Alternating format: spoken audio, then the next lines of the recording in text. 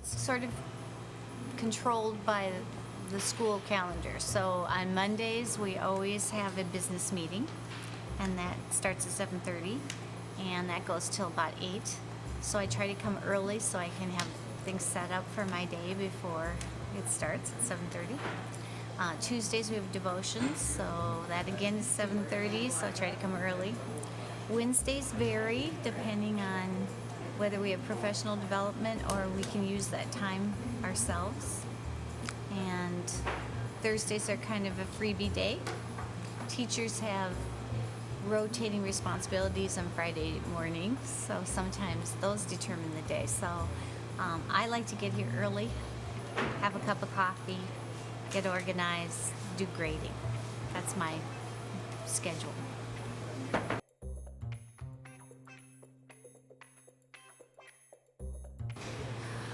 I'd asked to go to the bathroom in every class, and I would wander around the media center, and I would sit in the lunchroom a lot, and I'd eat treats.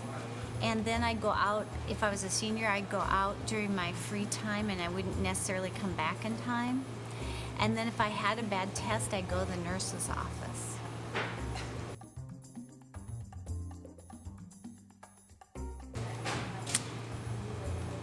I think that if you are in this position that you're going to be leading Southwest, that you should remember that you went here and that it meant something and that it's a legacy.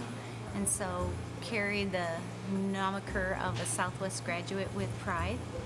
I'd also say get a calendar, set goals for yourself, think about where you want to be in 5 years, and actually make a plan and work the plan.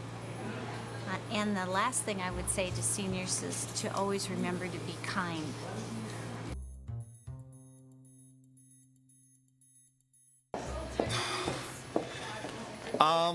The most annoying thing that students do. That is an interesting question. It's not a long list. It's the simple things, sort of like showing up late and then, oh, I didn't think to bring my textbook, or I'll need a pencil today, or, just sort of like, or showing up late for a test with nothing to write on, and then you finish too fast and then you're trying to talk to the people. So just sort of like when students, when their priorities are so non-academic that they kind of forget what it's all about. I can deal with a lot of stuff in class, and tangents are fine, and chit-chat is fine, but just sort of forgetting where we're at and what we're doing is a little annoying. That's when I explode.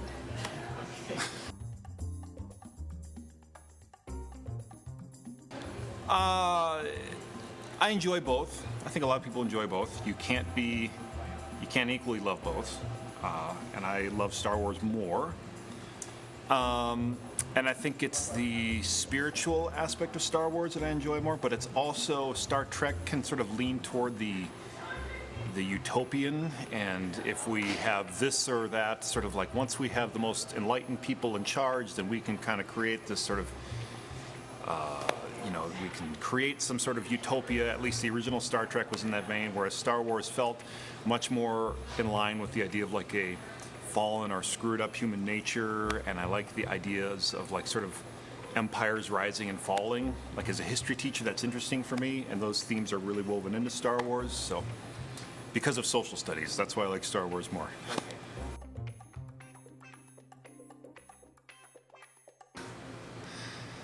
Oh, wow.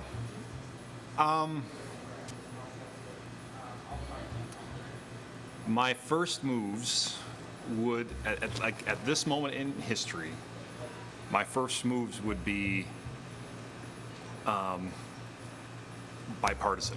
Honestly, my first moves would be some moves designed to help bring multiple sides into a process, and to encourage like half the country to kind of stand down rather than sort of like hunch up and flare up and sort of say, wait, I hate this, to do anything I could to sort of get multiple sides on board together. I think a lot of presidents have sort of felt that way, and it hasn't always worked out that way.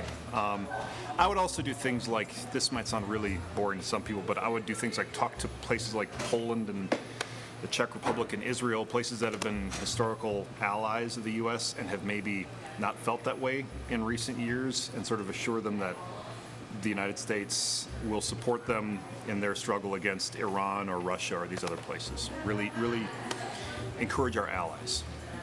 Yeah. So, Welly 2016. Welly 2016, that's right.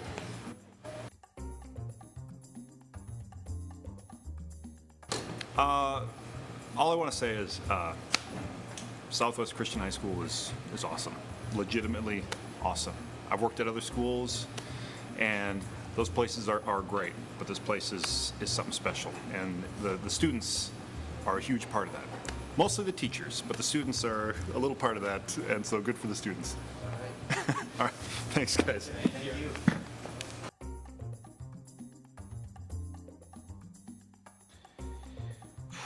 Probably watch movies on the biggest screen I could find using the projector from Chapel and find someplace to make it just huge, and then use the popcorn popper from Athletics to make popcorn. I would have to say it'd be this year with Mary Poppins. The level of difficulty of the show, plus flying Mary and Bert, has been a lot of work, but extremely rewarding. I think it'll produce a great product for all of our guests to come and see. Should be an excellent show. And I think along with that, we try to go just a little bit further with every show, every year, to bump up the levels that I require of the students and that our audience expects of us.